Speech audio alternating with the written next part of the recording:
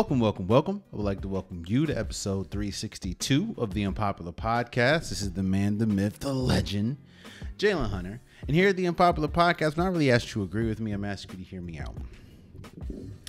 Where I'm going to start this episode today is sort of with an apology, but an apology with an asterisk. Let me explain.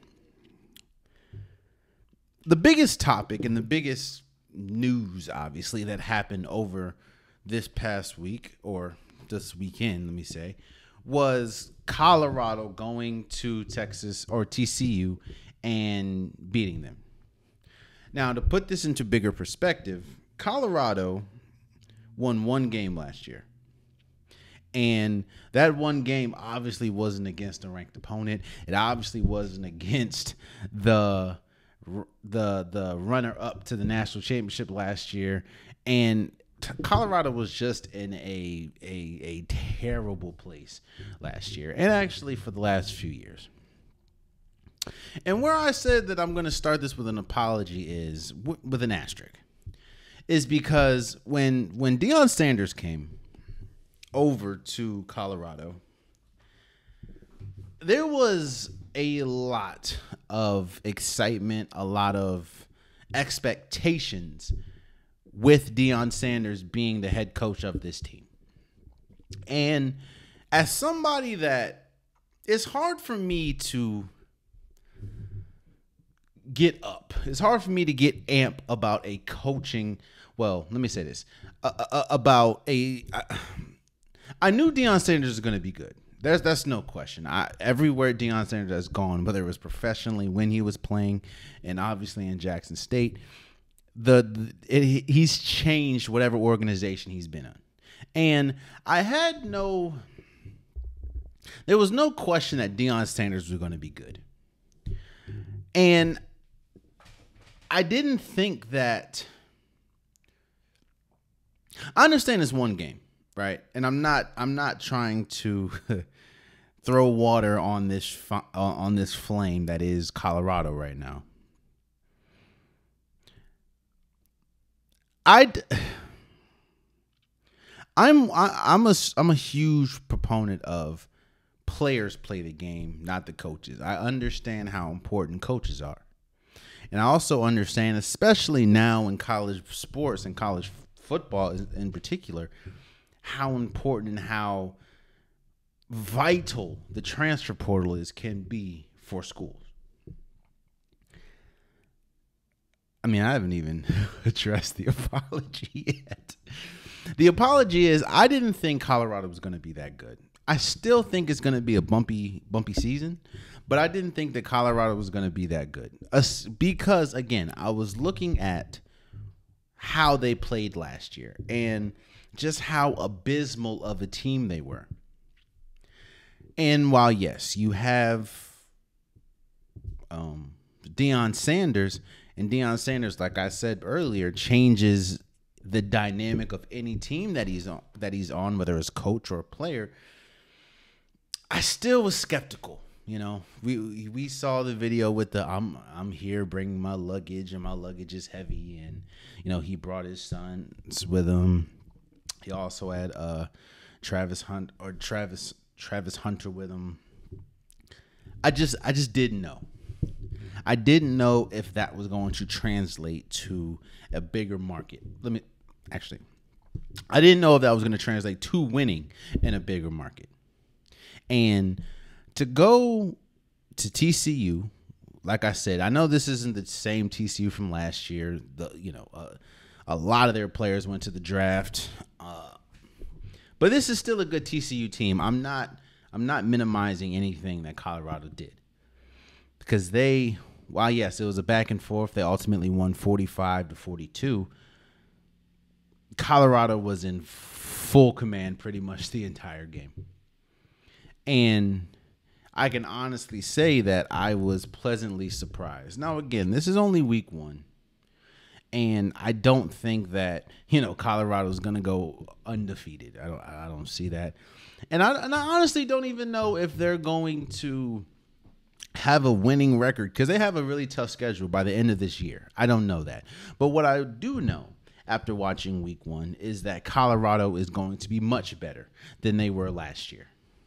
And my apology comes because I didn't think that was going to be the case. I didn't think they were just going to win one game, but they look drastically different. And shouts out to Deion Sanders. Shouts out to the transfer portal.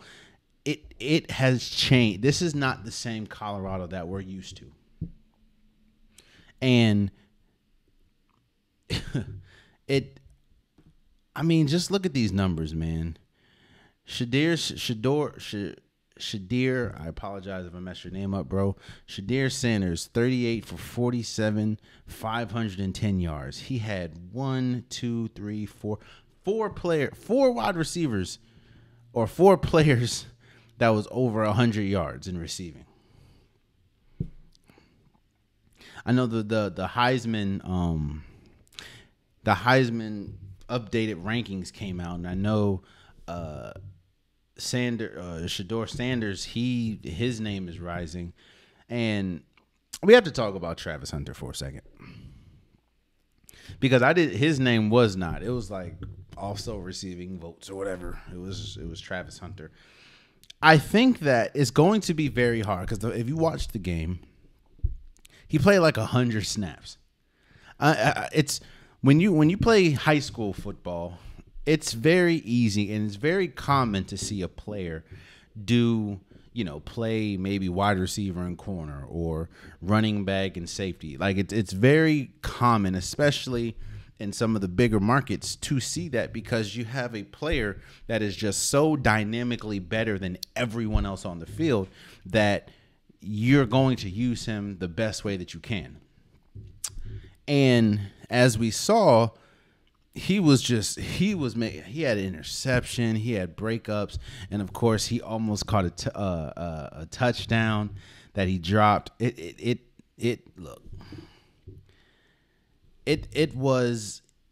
was incredible. And it's a very big but if he's able to keep this up, keep the frequency of playing both positions or both sides of the ball up, I don't see how he is, even with how good Caleb Love can be, even with how good some of the quarterbacks, because we'll talk about that in a second, some of the quarterbacks are, I don't see how Travis Hunter does not win the Heisman, because we've never seen a player on the college level be dominant on both sides of the ball at the same time.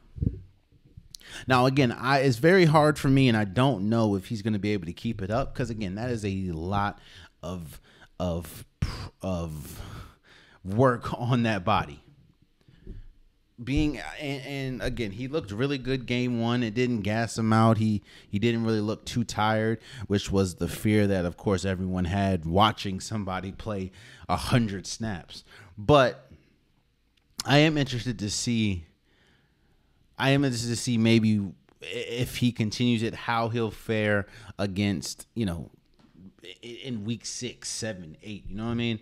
I don't know. But if he's able to keep it up, I'm not going to say he can't. I know that we've never seen it before, and I'm not going to say he can't keep it up. But if he's able to keep it up, it's going to be incredible, man. And it's going to be hard for me to see anybody else win the Heisman, honestly, because, again, we've never seen anything like that. And moving forward to the totality of week 1 of college football, man, this is going to be one of the most exciting seasons I think we've seen in a while. Now, I know that week 1 you don't see pretty even competition outside of one game that we'll briefly stop on, but we saw some. I didn't think that the quarterback pool was going to be this deep. We knew about Drake May, we knew about Caleb Williams, but I didn't think that the quarterback, I can see multiple quarterbacks going in the first round of next year's draft. And I also can see a lot of quarterbacks lighting it up. I mean, think about it, man. Oklahoma beat Arkansas State 73-0. I mean, Dylan Gabriel was incredible.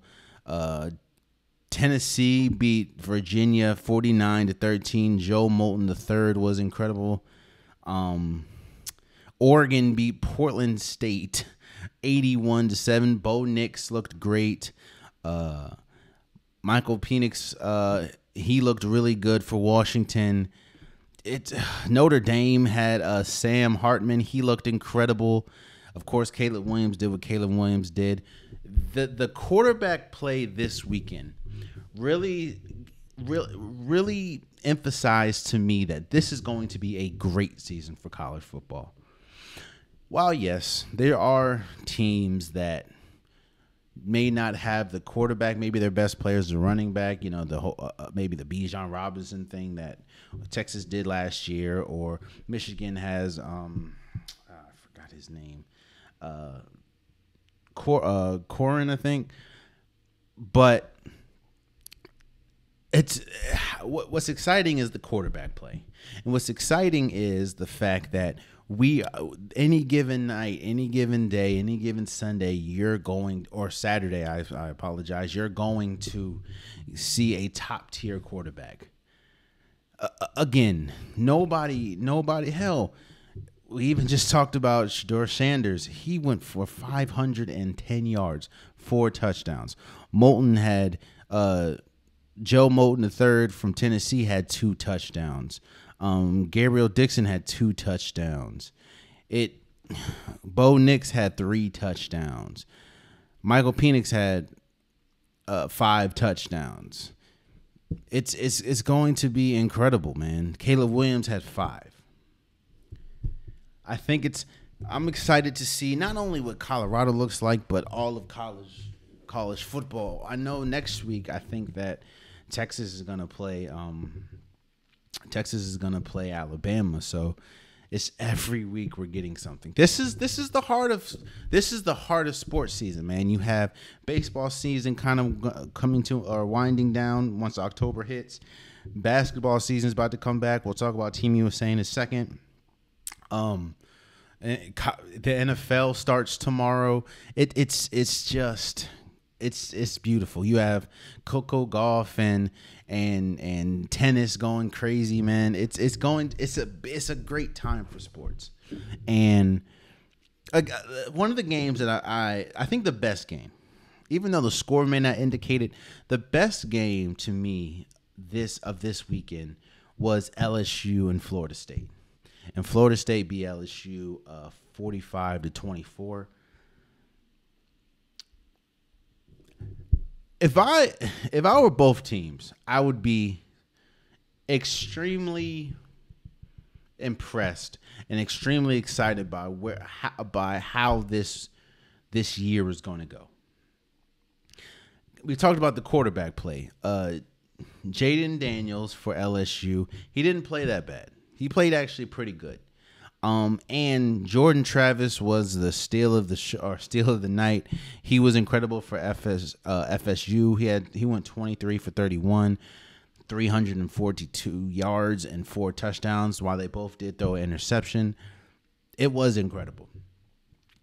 Why I said that, even though LSU lost by 21.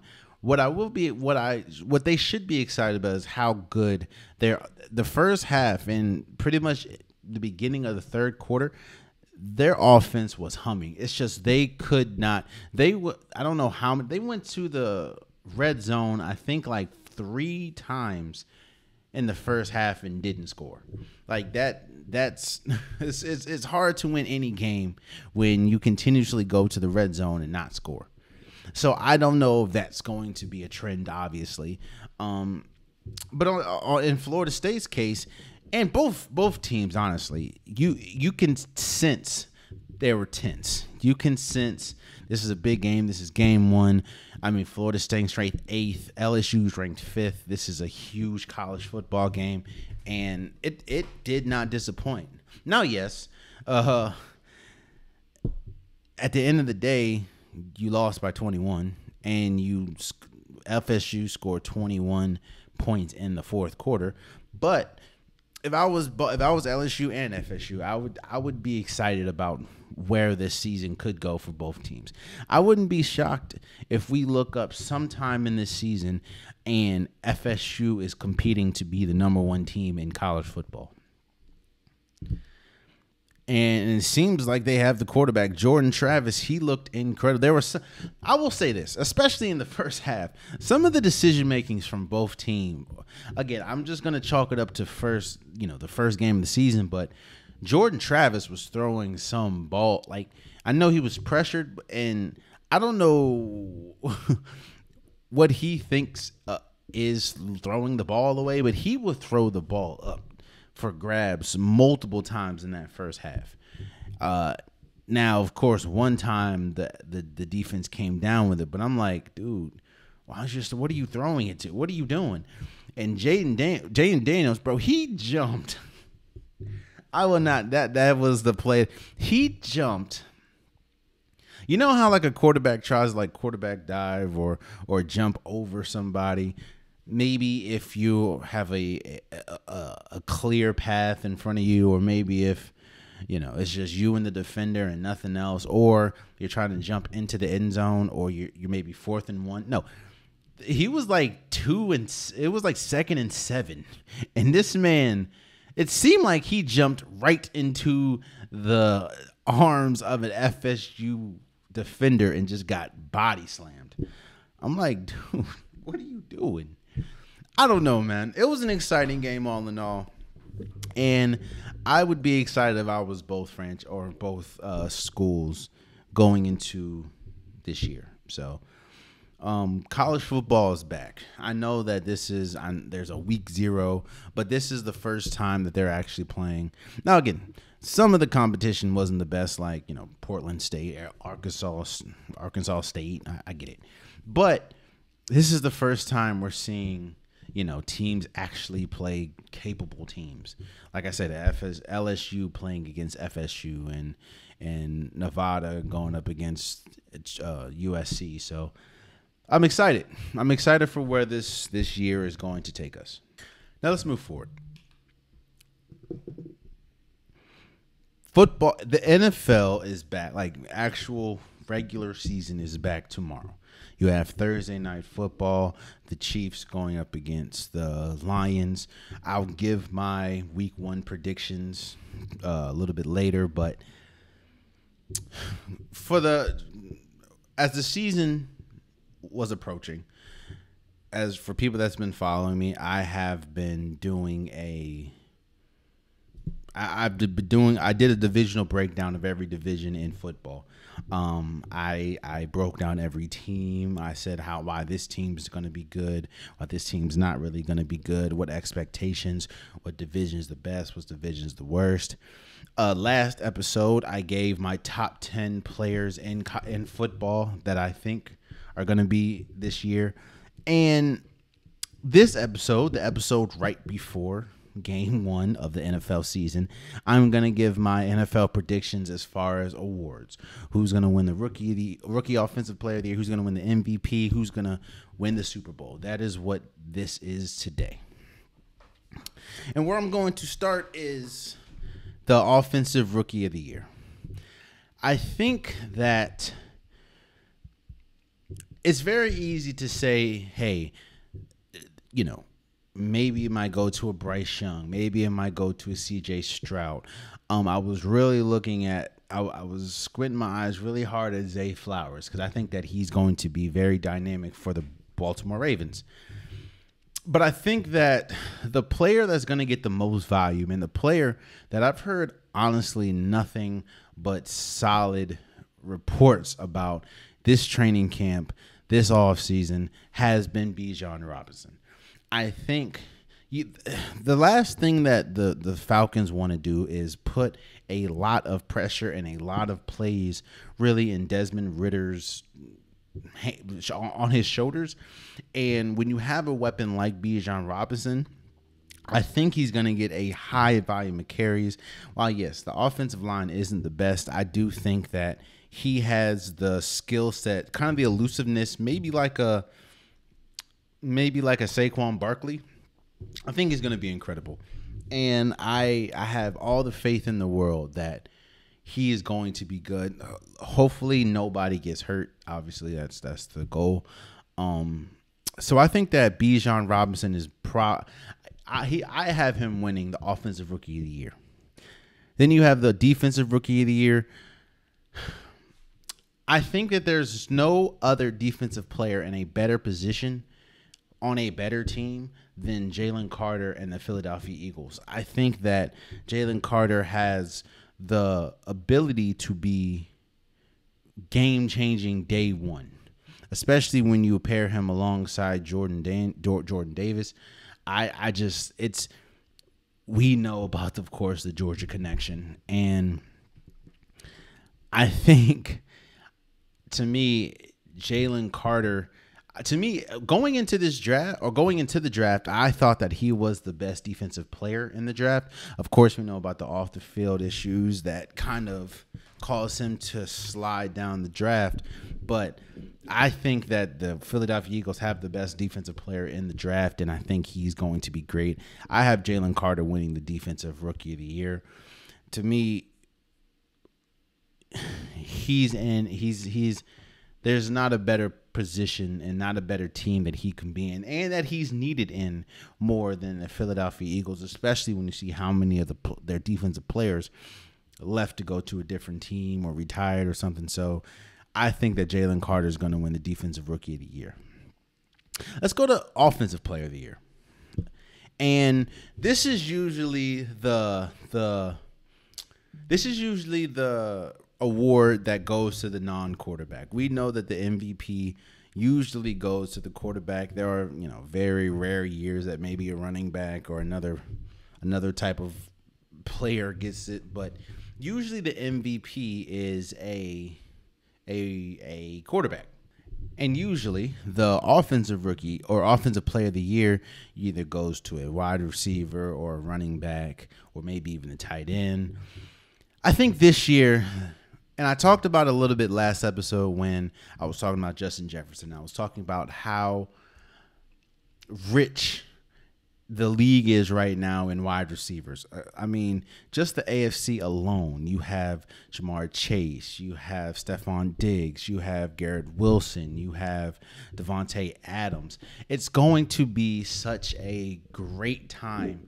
Or not going to be. It is such a great time for wide receivers. And the names that I just named outside of Justin Jefferson is just in the AFC. And I think that, to me, I said last episode that Justin Jefferson was the best wide receiver in football. I think a lot, the quarterback helps the case a lot, especially for when you talk about every single wide receiver. There's a lot of reasons why I think that Devontae Adams still has the ability to be the best wide receiver in football. The problem is, however, he plays for a quarterback that, hell, you don't know health-wise if he's going to be there, and Jimmy Garoppolo. DeAndre Hopkins, even though he's played with lesser talent than Ryan Tannehill and has matriculated multiple 1,000-yard seasons, he hasn't done that in the last, 2 years, maybe 1 year. I don't know how he's going to fare in Tennessee. I think that the rookie or the offensive play of the year is going to go to Jamar Chase because he's playing alongside Joe Burrow.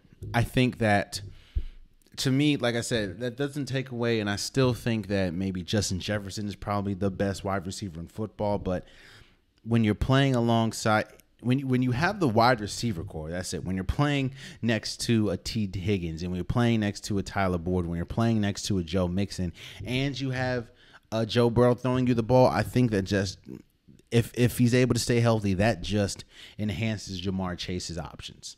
And his Justin Jefferson may be better in my opinion, but he's pretty much the only thing that outside of T.J. Hawkinson, that outside of the wide receiver core, that the Vikings have. And I think that you're going to see a lot of triple team or double teams, and I just think the numbers are going to look better for Jamar Chase. So I have Jamar Chase winning the offensive rookie of the year. Offensive player of the year. Defensive player of the year. People that saw my last episode, they know that I think that Nick Bosa is the best defensive player in football. And kind of like, to a lesser extent, kind of like wide receivers, this is a great time for defensive players. Even though the the rules to the game have leaned heavily to offensive side of the ball. There are some incredible talents on the defensive side of the ball, whether we talk about TJ Watt, Myles Garrett. You have Jalen Ramsey when he comes back from injury. You have Nick Bosa, Fred Warner. This is just a rich time, and like I've said on several occasions, we're in the golden age as far as talent in sports, and it would be easy for me to pick Nick Bosa to be the defensive player of the year, but I don't know how long his holdout's going to be. That's another thing that we're seeing in the league right now. We're seeing a lot of players not happy about their contract situation or just their team situation, i.e. Chandler Jones. We see him going off on social media, yesterday or 2 days ago? Yesterday. We talked about Austin Eckler wanting to demand a trade, Jonathan Taylor demanding a trade. You know what I'm saying? So we are holdouts and trade demands are going to be a highlight this year as far as the season and how it plays out. And how the defensive player of the year played out to me is also going to, be affected by holdouts, because I don't know how long Nick Bosa is going to hold out. And because of that, I think that Micah Parsons is going to win Defensive Player of the Year. Year after year after year, he continues to get better. And I just think that he is the most integral piece to the Dallas Cowboys, especially defensively, most integral piece to their success this year. Outside of Dak Prescott, the second most important person on this Cowboys team, you can argue, is Micah Parsons. And while I did want to, I wouldn't be upset if, like I said, Aaron Donald came back to form, because I do think that he's going to have a resurging year after being injured last year or towards the end of last year. And hell, Nick Bosa can come back week 2 and just wreck the league. Who knows? But I just think that the success of the Dallas Cowboys is predicated on pretty much 3 people: Dak Prescott, Zach Martin, and Micah Parsons. And I think that Micah Parsons is going to win Defensive Player of the Year. Now you got the MVP. And it's very easy, of course, to go the usuals, to go Patrick Mahomes, to go Joe Burrow.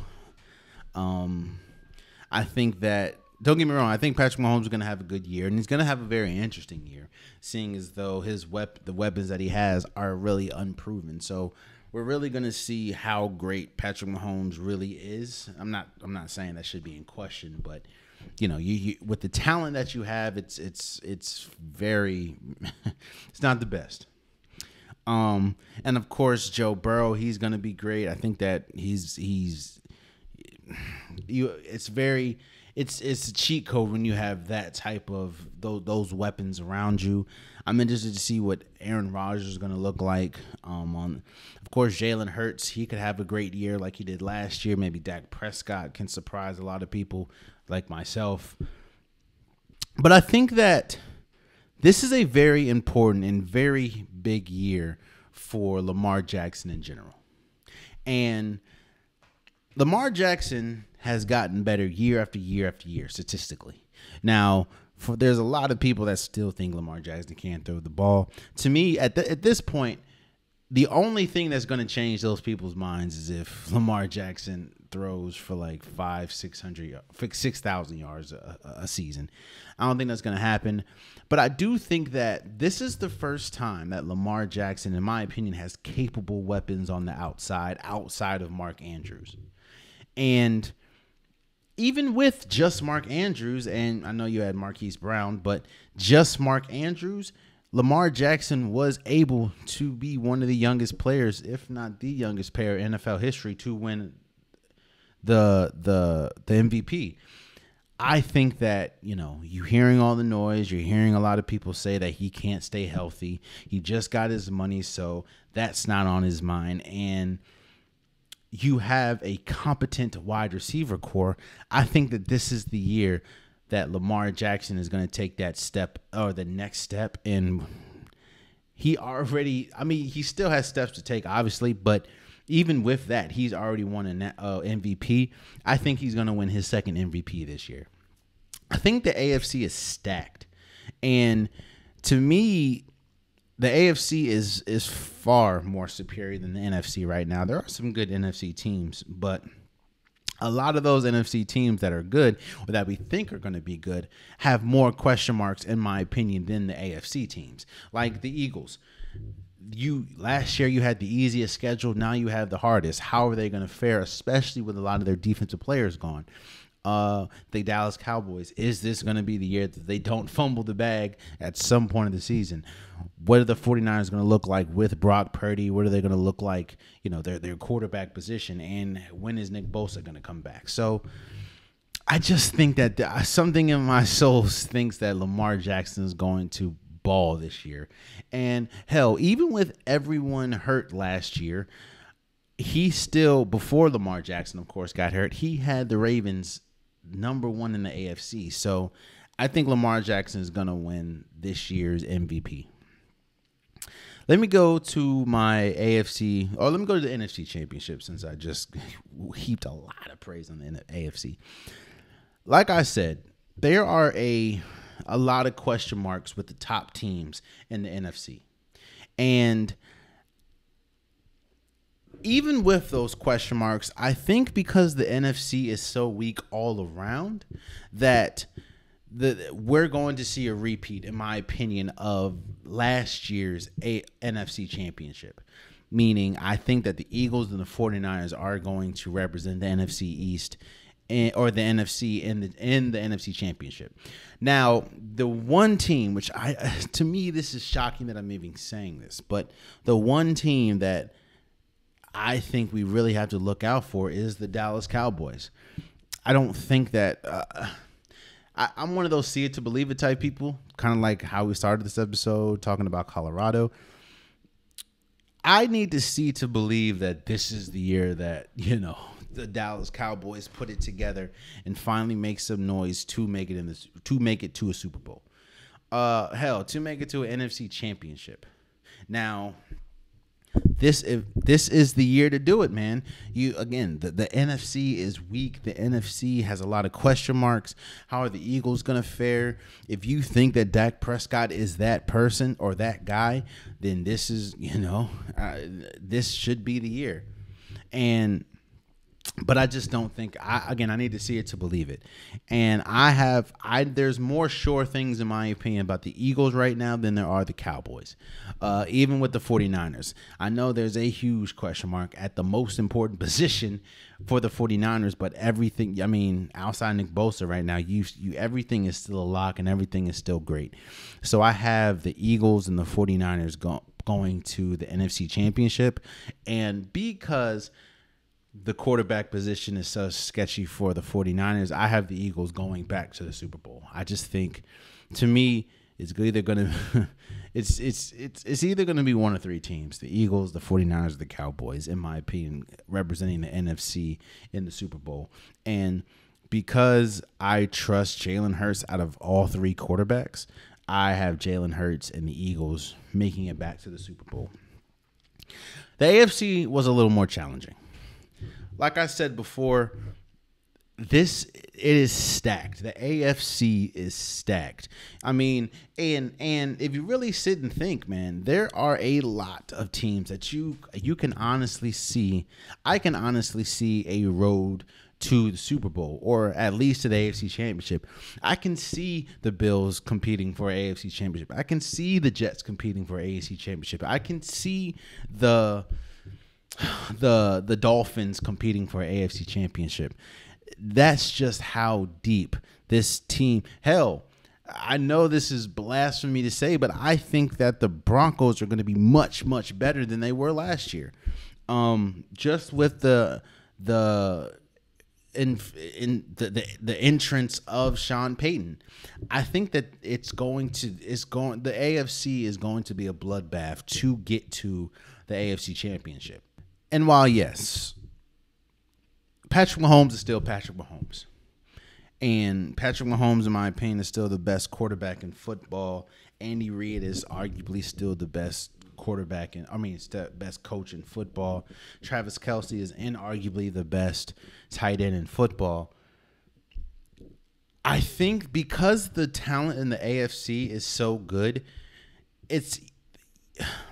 you're going to need a lot from Patrick Mahomes and Travis Kelce, and because again, that wide receiver core is unproven. Now I understand that Patrick Mahomes can get the best out of anybody. I'm saying pretty much all this to say I don't think the Chiefs are going to make it to the AFC Championship this year because of the inconsistency or the lack of knowledge of this wide receiver core. And I'm not saying that Chris Jones is going to miss the entire season, but it's obviously looking like he's going to miss a couple weeks with this holdout. He seems pretty staunch about how he feels and what he wants and what he's not going to accept. And the team feels pretty dug in as what they're trying to give him. So it looks like he's going to miss a couple games. And on top of that, we saw that it looks like Travis Kelce more than likely is not going to play week 1 because he hyperextended his knee in practice. It's just a bad look it's just a lot of question marks for the defending champions. And I know as much as important Patrick Mahomes is to this team, number 2 was probably Chris Jones, and not having him for a absorbent number of weeks is not going to be good for this team, especially when, to me, the talent level of the AFC is so much better than any other division or in the NFC. So I have the Bengals going up against the Ravens in the AFC Championship. I know I said when I was talking about the divisional breakdown, I had the AFC North as the best division in football. And I think Joe Burrow against Lamar Jackson is what we're going to see in this AFC Championship. I still have a lot of question marks, especially when we talk about, is Josh Allen finally going to make that leap and take this team? Because the year after year after year, the Bills are one of those teams that should make it. I think that the Dolphins have a really good shot, but of course, health-wise, how is Tua going to look? And how is Jalen Ramsey going to look when he gets back? Right now, the most sure things, in my opinion, are the Bengals and the Ravens. Now, I understand you say the Ravens a sure thing. I know he missed the last 6 games of the last 2 seasons, but I know what Lamar Jackson looks like at his best, and I also know that he continues to grow year after year after year. And I'm not too sure if the Jets are ready to compete for a Super Bowl because of that offensive line. I know you have, all the big names that they have, but that offensive line is a huge question mark. I just think that it's going to be the Bengals. And when you look at the rosters and you look at the prime positions, I'm going with Lamar Jackson right now over Aaron Rodgers. And I'm going with the Ravens wide receiver core over the Chiefs wide receiver core. I'm going with the Bengals wide receiver core over the anyone's wide receiver core in football, honestly. So my AFC championship is the Bengals against the Ravens. My NFC championship is the Eagles against the 49ers. My Super Bowl, I have the Ravens going against the Eagles. Birds. Again, man, I may be too high on this Ravens team and this Ravens core. But I am excited to see what Lamar Jackson looks like with a competent wide receiver core, not just one wide receiver. Like, you have a core, and I pray that they all stay healthy. And if they do, I think that the Ravens win the Super Bowl this year. I know people are going to say, well, you're from Maryland. Like, I'm not from Baltimore, but I just have that much faith in Lamar Jackson and this Ravens team. with their new offensive coordinator. I just think this is the year for the Ravens. And and I said this when I was talking about the divisional breakdown and when I was talking about the top 10 top 10 players there. And I just said there's a lot of question marks.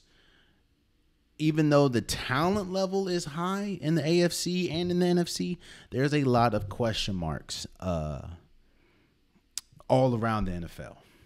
And there are also a lot of question marks on the Ravens, but I said this again in the divisional breakdown, if those question marks all hit the way that they're supposed to hit, if Roquan Smith is the Roquan Smith that we've known him to be, if Jadeveon Clowney, I'm not saying he has to be the number 1 overall pick, Jadeveon Clowney, even though he hasn't been that his entire career, if he is anywhere type or any type competent of a number 1 overall pick, if Kyle Hamilton makes that leap forward, if Marlon Humphreys, even though he is recovering from foot surgery, if he is the Marlon Humphreys that we know, and of course the wide receiver course, Zay Flowers, Odell Beckham Jr., Rashad Bateman, you also have Mark Ingram, you also have J.K. Dobbins and Gus Edwards. If everything hits the way they're supposed to hit, this is a Super Bowl team.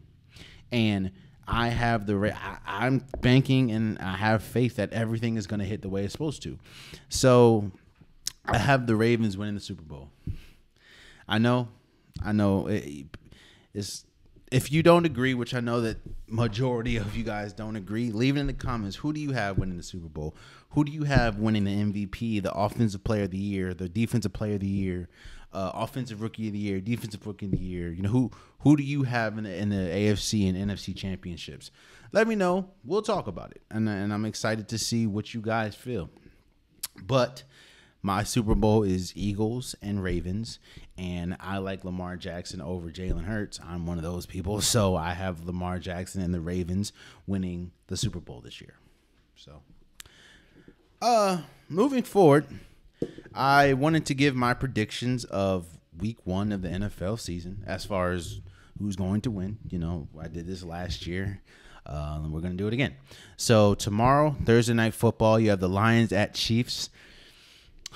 I have the Lions winning this. I have the Lions because Travis Kelce looks like he's not going to play after hyperextending his knee, and Chris Jones definitely is not playing. It's just those are two vital positions, and I am buying into the hype that the Lions are going to be exciting. The Lions are going to be the best Lions that we've ever seen. And I know how good they were last year. I think they're going to be good again this year. I had the Lions beating the Chiefs at home in an upset, or the Lions beating the Chiefs at Arrowhead in an upset Week 1 or Thursday Night Football. Panthers at Falcons. You have Bryce Young and the person I think is going to win defensive or offensive rookie of the year, and Bijan Robinson. I'm still not sold on Desmond Ridder. I think that, and while yes, Bryce Young is a rookie, I think the Panthers is a better team than the Falcons. Even though the Falcons do have good players, I mean, you have Kyle Pitts, and yeah, I think the Panthers are going to go into Atlanta and beat Atlanta. So I have the Panthers winning at the Falcons. Texans at Ravens. While I like C.J. Stroud, while I like Will Anderson, while I like some of the pieces that the Texans have, I think that the Ravens have a lot to showcase Week 1, and I think that they're going to do that. So I have the Ravens winning Week 1 against the Texans. Bengals at Browns. I think that the Bengals are going to win this game, even though I'm still questioning the health of Joe Burrow. Of course, we saw him 3-4 weeks ago get the whole hamstring injury. Even though he did come back to practice. Practice is not a game. We know that, and I am interested to see how that is. But I do think that we've seen the best of Joe Burrow, and if he's anywhere close to that, I think he's going to win this game against the Browns Week 1. You have Jaguars at Colts. I think Trevor Lawrence is obviously better right now than Anthony Richardson. And I think the Jaguars, I think this is going to be a really good year for the Jaguars because of course, Trevor Lawrence and just the energy that this organization has right now. Yeah, I have the Jaguars beating the Colts. Buccaneers at Vikings. I think the Buccaneers, it's a lot of mess with that team right now. I could be wrong, but I just have the Vikings. You have the best player in Justin Jefferson. You have the better quarterback in Kirk Cousins. You have probably T.J. Hawkinson. I have the Vikings winning this. Andrew at home. Tennessee Titans at Saints. This is actually a very interesting game because I think that there's a lot of pressure on Derek Carr and a lot of pressure on the Saints team to be good, especially with the AFC or NFC South up for grabs. I think the Saints are going to do really well, and I think that the Saints are going to win this game. I think, yeah, I have the Saints beating the Titans. 49ers at Steelers. This is going to be honestly one of the better games to me because you don't know what Brock Purdy's going to look like. And of course, if Nick Bosa is going to be there. I think the Steelers are going to win this. Again, I'm not saying that the 49ers are better than the Steelers, but I do think that the Steelers, I talked about it when I did the divisional breakdown. The Steelers showed me a lot in the preseason, and I think the Steelers are going to be great. So I have the Steelers being the 49ers week 1. Cardinals at Washington. Let me tell you something.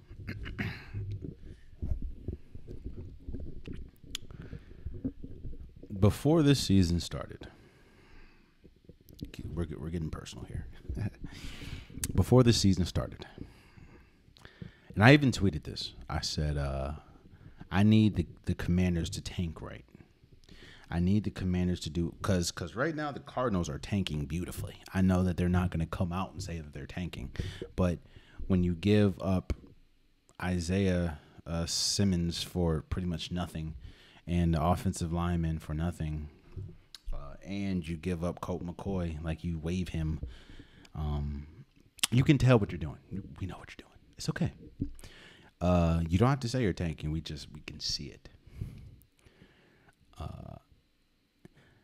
Now, I said that Washington needs to tank right to get Caleb Williams because I still don't know how Sam Howell is, you know. That was before week 1 of the NFL or the college football season.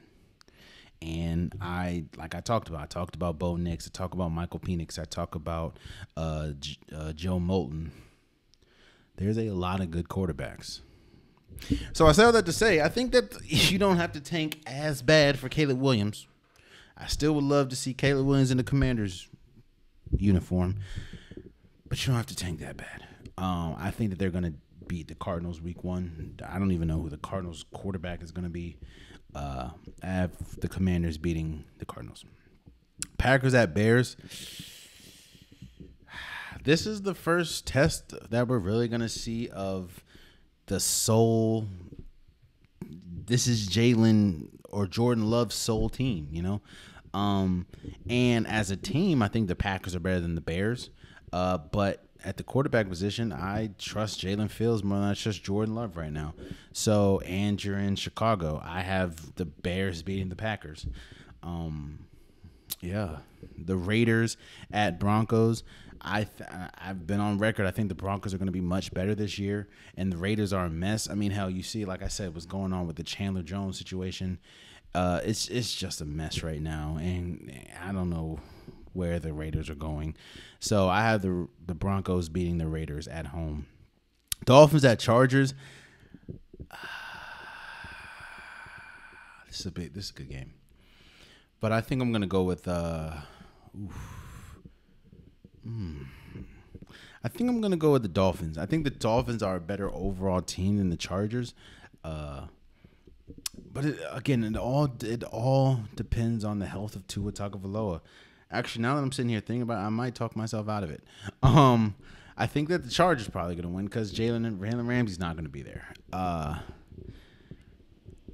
And I do think that Tua could arguably be on the same level as Jalen Hurts. But again, I mean, not Jalen Hurts, against Justin Herbert. But I got the Chargers winning. I'm going to stay the Chargers. I'm going to stick with it. Eagles at Patriots. I have the Eagles. I think there's a lot more positives about the Eagles right now than the Patriots, especially at the quarterback position. So I'm going to go with the Eagles. Rams at Seahawks. I have the Seahawks.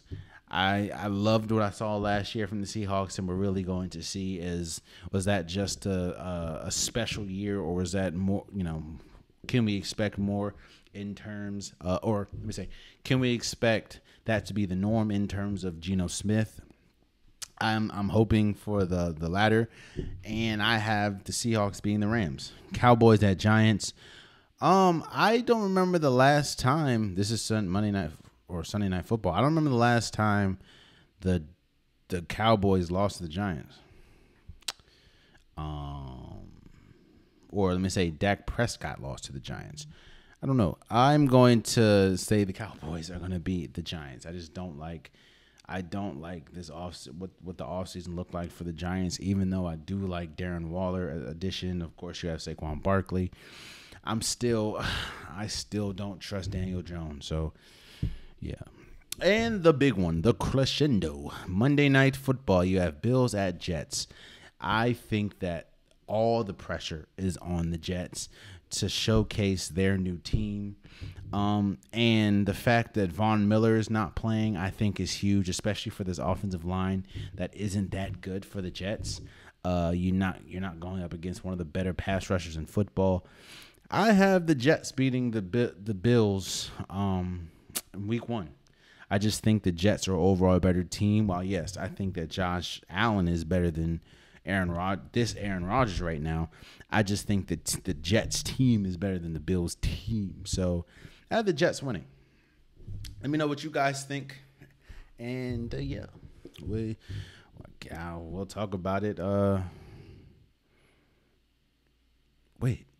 Yeah, we'll talk about it. Damn, I should have saved this for Saturday's episode, man. Huh. Oh, well. Let's move forward. So Team USA, man. Team USA lost to Lithuania. Now they did go back and beat I forgot who they beat.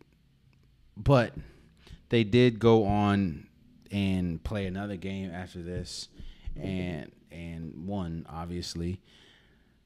They beat Italy. They beat Italy after losing to Lithuania like 100-63. And with the loss to Lithuania, there was a sea of opinion, sea of people that think that Noah Lyles' comments are now justified. A sea of people that are just like, yep, I told you Team USA is not going to win it all. I'll say this. I think that Team USA still has the best team in this FIBA tournament, and I think that pretty much the only team that's still in it that can win or that can beat Team USA is probably Canada, since they have the most NBA players. But going into this, I said that one of the biggest reasons why this Team USA, gone are the days where you can just roll the ball out and Team USA be the best team, is because we're not bringing our best player, our American players. Steph Curry's not playing. Devin Booker's not playing. KD's not playing. LeBron James isn't playing. Anthony Davis isn't playing. Jimmy Butler's not playing. Bam Adebayo's not playing. Like, these are Bradley Beal. Like, these are important. Now, yes, Anthony Edwards has been great, and Jalen Brunson is cool. Mikal Bridges has been good, but those aren't our best players. Also, the thing that really hurt, I said that there was a couple of reasons that Team USA could lose. One was height, and that's one of the biggest reasons why they lost to Lithuania. They just could not secure a rebound, and when Justin or Triple J goes into foul trouble, and he went into foul trouble damn near every game this tournament, that really puts a lot of pressure on Paolo Banchero, who's not a center that has to play center, or Bobby Portis, or who's not that tall, or Walker Kessler, who honestly wasn't supposed to be playing really much of any minutes. And this team is full of go get a bucket scores. Anthony Edwards is that. Jalen Brunson is that. Brandon Ingram, who struggled mightily because he's not. You go from being the man of the second option to now being the fourth or fifth option. He's just not ready for that, or he hasn't thrived in that. This team doesn't have a lot of players that can set other. They only have one, and that is Tyrese Halliburton. Like, they don't have another player that can really set up other people for success. And it's a lot of ISO basketball. It's a lot of your turn, my turn, your turn, my turn. This team is pretty good defensively, especially when we talk about, Mikal Bridges and Anthony Edwards. But this team, it needs to outscore you. And if it loses on the glass, man, it's going to be tough. And you're going up against a Canada team that's not the tallest, but it's also not the shortest. And the team, Lithuania, was one of those teams that I thought was going to give them a lot of work, which they did. And they're very lucky that Spain isn't in it. Or actually, I don't think Spain is in it. And or they lost. And they should be happy that Germany. Well, no, they still play Germany. They could play Germany. But yeah. France. They should be lucky that France lost. So I'm not gonna just throw away Team USA and say that it's over with. They're not gonna win anything. I'm not gonna go that far. But what I will say is, what we've seen, and like I said, there's definitely avenues in which I can see this team losing, and they ultimately did. So, yeah, man, it's a tough one. It is a tough one, but I do think that Team USA is ultimately still the best team. I know you have Slovenia and Luka still going crazy out there, and Serbia, even without Nikola Jokic, they're pretty good. So I know they have Novak Djokovic, and he's been great. So yeah. I'm not saying. I think Team USA still has probably the best team, but they can be beat, as we've seen. And this team can't really shoot, bro. Like, no, their best player, like I thought it would be, is Anthony Edwards, but they don't really have much shooters outside of Cam Johnson. If he's not hitting, and Mikal Bridges, if they're not hitting, then it's a wrap pretty much. So yeah, we'll see, man. Then we get to the unpopular topic of the day.